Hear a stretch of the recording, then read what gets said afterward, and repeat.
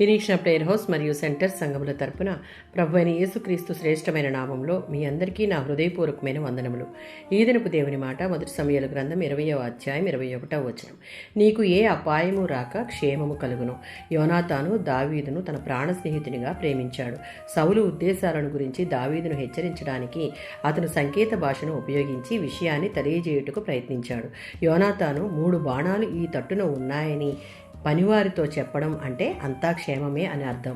ఆ బాణాలు నీకు అవతల ఉన్నాయని చెబితే దావీదును వెంటనే పారిపోమ్మని అర్థం అని చెప్తూనే యెహోవా జీవముతోడు నీకు ఏ అపాయము రాక క్షేమము కలుగును అని ధైర్యపరుస్తున్నటువంటి సందర్భంలోనిది. తన కోసం తన తండ్రి సూచించిన వ్యక్తిగత లాభం కంటే యోనాతాను న్యాయాన్ని గురించి మాత్రమే పట్టించుకున్నాడు. ఏది ఏమైనా స్నేహానికి విలువనిచ్చి తండ్రిని ఎదిరించి దావీదుకు సహాయం చేయుటకు ఇష్టపడ్డాడు.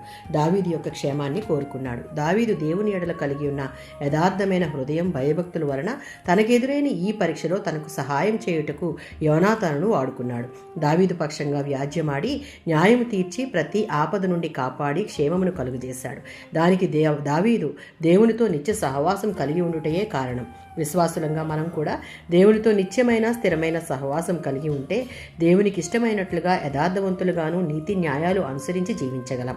అప్పుడు మనకు కూడా దావీదుకు ఎదురైనటువంటి విపత్కర పరిస్థితులు ఎదురైనా, ఒంటరి అయినటువంటి పరిస్థితుల్లో మనం పోరాడుతూ ఉన్నా, సహాయం చేయుటకు ఎవరూ లేనటువంటి పరిస్థితులు మనకు ఉన్నా, మన పక్షాన ఉన్న దేవుడు సర్వశక్తిమంతుడు కనుక మన చుట్టూ తన దూతల్ని కావలి ఉంచి ఏ అపాయం మనకు సమీపించనీయక క్షేమాన్ని, భద్రతను ఇస్తాడు. ఆమేన్.